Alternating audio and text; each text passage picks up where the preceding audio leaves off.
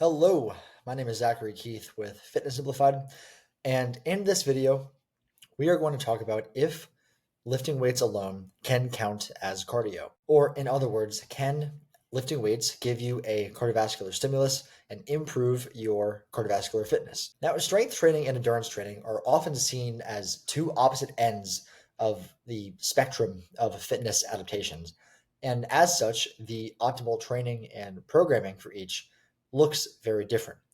Many people notice, though, that lifting weights, especially doing so intensely, will can increase your heart rate and leave you with a sense of breathlessness after a hard set.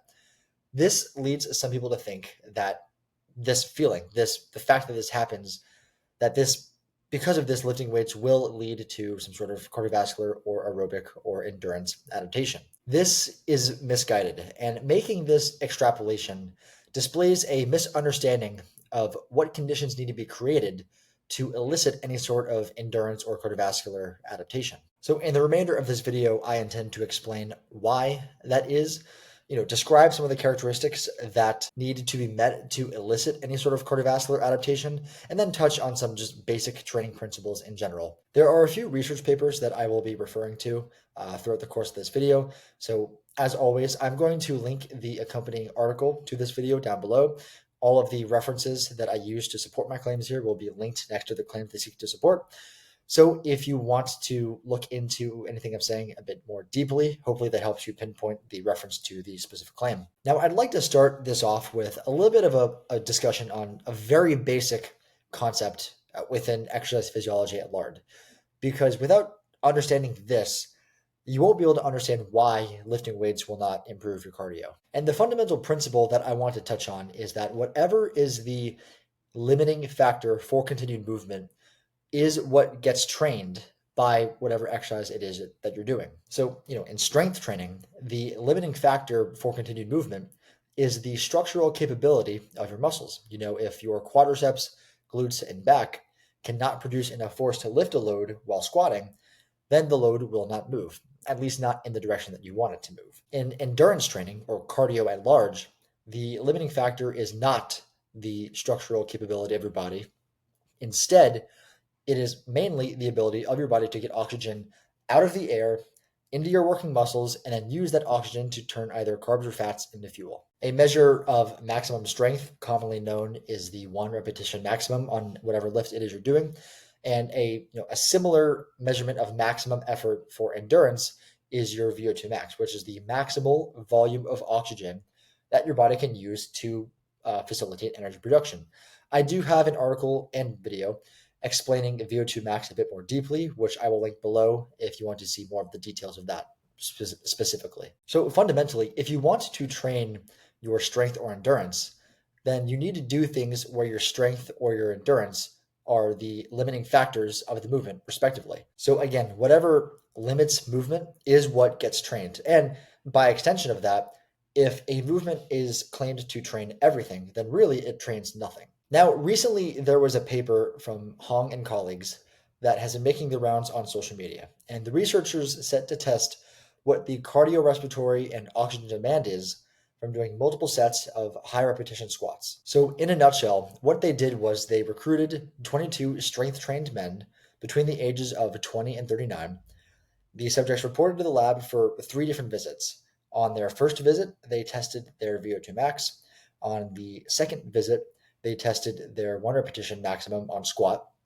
And on the third visit, the researchers had the subjects perform 5 sets of 10 reps on squat with 65% of their 10 one repetition maximum and 3 minutes of rest in between each set. Throughout the entire workout, and including rest periods, the researchers were measuring the VO2 use of the subjects. So basically, in a nutshell, what they found was that there were small peaks of increased VO2 use above their VO2 max for a few moments of most, but not all sets.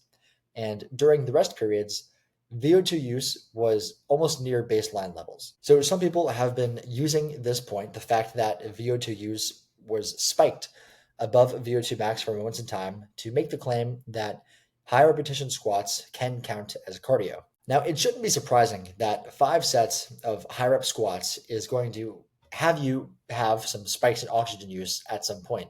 It wouldn't take a rocket scientist to realize that something like that is going to make you huff and puff a good bit. The real question is whether or not this would lead to improvements in your endurance or the aerobic system at large. And unless you are very untrained, the answer to this is almost definitely no.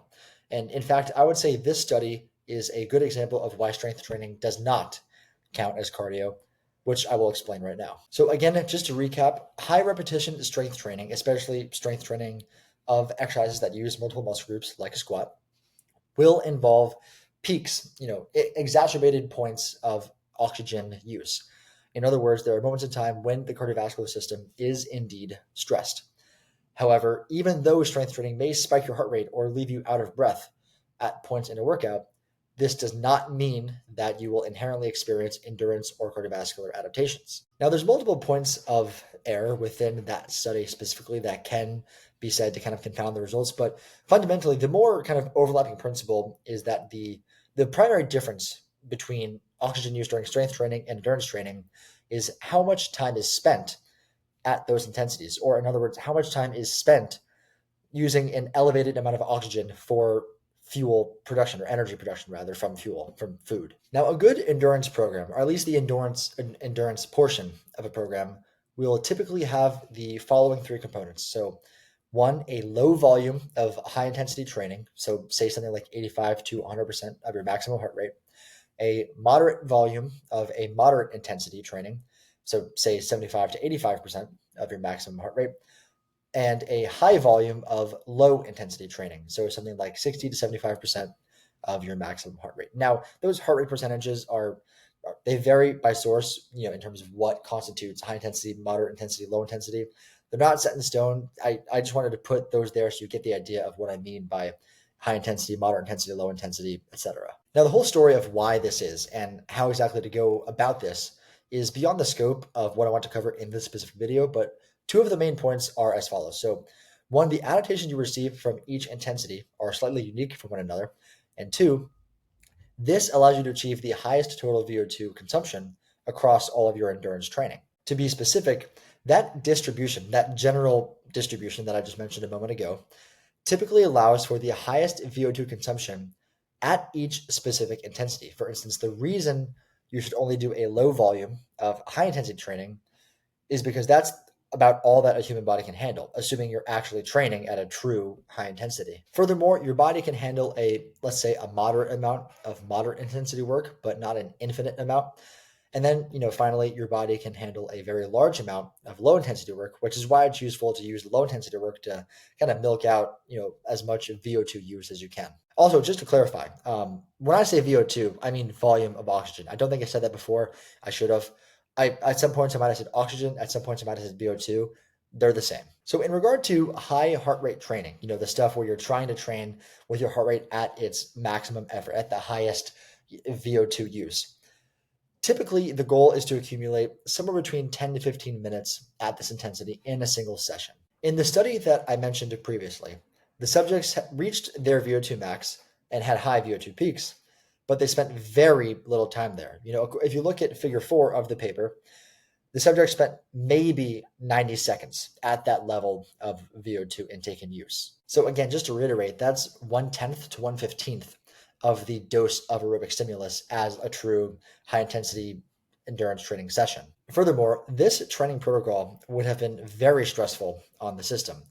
Therefore, if these 5 sets of 10 on squats were part of a real program, meaning there was other stuff besides just that, the remainder of the strength training would surely be of lower intensity, no matter which way you cut it, whether it's, you measure the intensity by heart rate, by reps, whatever. So the 90 seconds at, VO2 max that they would have spent here would be the totality of the aerobic stimulus that they receive, which, as far as an aerobic stimulus goes with the goal of improving endurance or improving cardio, I would call that abysmal. Now, again, it's worth bringing up the reason why the subjects were only at that level of VO2 use, near their VO2 max for this maybe 90 seconds. And it's because the aerobic system was not the limiting factor. The force production of their muscles and the anaerobic energy systems were the limiting factor, not the aerobic system. So again, what limits further movement is what gets trained. So what's the take-home message from all of this? Well, if you want to build strength, then you should do strength training. If you want to build endurance, then you should do endurance training or cardio. If you want to build what I would call real fitness, where you have both, then you should do both. But you should understand that a good exercise really only trains one of those variables at a time. And again, something that is claimed to train everything really trains nothing. So strength training will not build your endurance the same way that endurance training will not build your strength. Now, if you've seen any of my other articles or content at large, you know that my entire philosophy is that you should develop all aspects of your fitness. How to develop your strength and endurance at the same time is beyond the scope of what I want to cover in this video. I do have a more extensive article outlining all the details that you would need to know. So I'll link that below if you're interested. But besides that, I am going to end that here. I appreciate you taking the time and being here. Hope you found that helpful or interesting or anything in between. And I will see you next time.